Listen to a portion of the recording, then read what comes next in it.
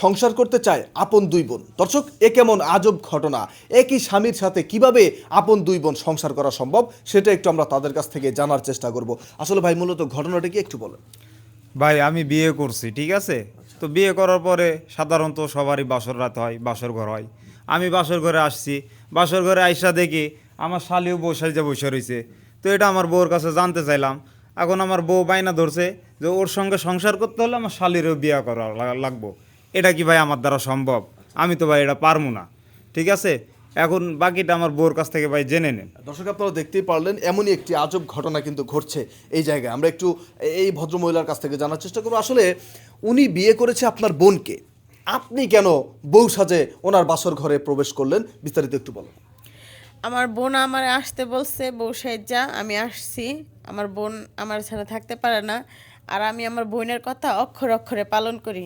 ও যেটা করতে বলে আমি সেটাই করি। এই জন্য আমি বউ সাইজ্জা আসছি আমার দুলাভাইয়ের কাছে বিয়ে বসতে। আচ্ছা, দুলাভাইয়ের কাছে বিয়ে বসতে আসছেন। দর্শক, এ কেমন আজব ঘটনা! দুলাভাইয়ের কাছে আবার বিয়ে বসে কিভাবে, আমার তো মাথায় ঢুকতেছে না। আমি একটু এই নববধূর কাছ থেকে জানার চেষ্টা করি। আসলে আপনি যে আপনার ছোট বোনকে বউ সেজে আসতে বলছেন আপনার স্বামীর কাছে বিয়ে দিবেন বলে, এটা কি আসলে কোনো যুক্তিসঙ্গত বিষয়? আমি এত শত বুঝি না। আমি বলছি যদি আমাকে রাখতে হয় ওকে আমার সাথে রাখতে হবে। বিয়ে করছে আমাকে, ওকে বিয়ে করতে হবে। আমি বলছি বিদে এখানে আসছি, তাছাড়া আসতো না। আর আচ্ছা, আপনি যে কথাটি বললেন যে আমাকে বিয়ে করলে ওকেও বিয়ে করতে হবে, আমার সাথে সংসার করতে হলে তার সাথেও সংসার করতে হবে, মানে আপনার ছোট বোনের সাথেও সংসার করতে হবে, মূলত কারণটা কি? মূলত কারণ হচ্ছে আমরা দুই বোন, কিছুদিনের পার্থক্য। তো ছোট কাল মানে থেকে কিছুদিনের পার্থক্য বলতে আমি কিছুদিনের বড়, ছোট বড়? হ্যাঁ ছোট বড়। আচ্ছা, আচ্ছা। আমি ওরা নিজের হাতে লালন পালন করছি ছোট কাল থেকে। তো ওরা ছাড়া আমি থাকতে পারবো না। আমি এখানে একা একা স্বামীর ঘর করবো, ও একা একা ওইখানে থাকবে। সেই অনুযায়ী ভাবলাম যে দুজনে এক স্বামীর কাছে বিয়ে বসি, ভালো থাকবো।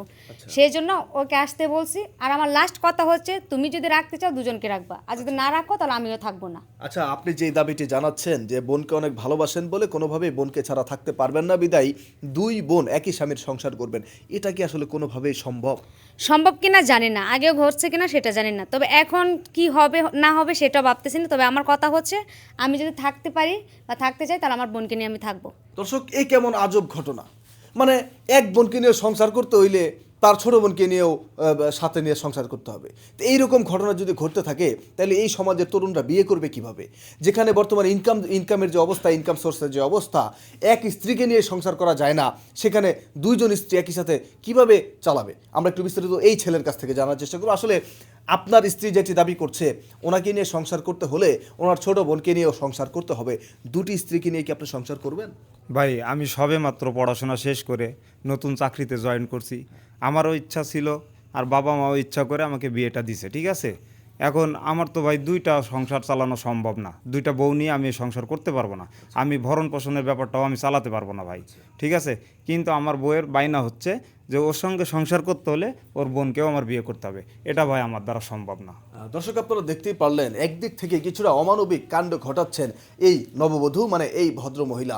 তিনি যে সিদ্ধান্তটি নিয়েছেন যে আমার সাথে সংসার করতে হলে, মানে ওনার সাথে সংসার করতে হলে ওনার ছোট বোনকে নিয়ে সংসার করতে হবে। তো আজকের ভিডিওটা আমরা শুধুমাত্র তৈরি করেছি, এটি সম্পূর্ণ একটি কাল্পনিক ভিডিও, শুধুমাত্র আপনাদেরকে এতটুকু বোঝানোর জন্য যে এইরকম এই যে উৎকাট সিদ্ধান্ত নেন এরকম কিছু মানুষ আমাদের সমাজে আছেন। এরকম ঘটনা অনেক জায়গায় ঘটে, বা এই ধরনের না ঘটলেও কি যে বিয়ে করেছে শালিকা এসে ওই খাটের নিচে শুয়ে থাকে বা ছাদের উপর বসে থাকে, ওই ঘরের মধ্যে বউয়ের জায়গায় ঘুমটা দিয়ে বসে থাকে, এই সব ধরনের পাগলামি সাগলামি অনেকেই করেন। তো এই বিষয়গুলো থেকে আপনারা অবশ্যই বিরত থাকবেন, তাহলে সংসার সুন্দরভাবে করতে পারবেন। সবাই ভালো থাকবেন, ধন্যবাদ।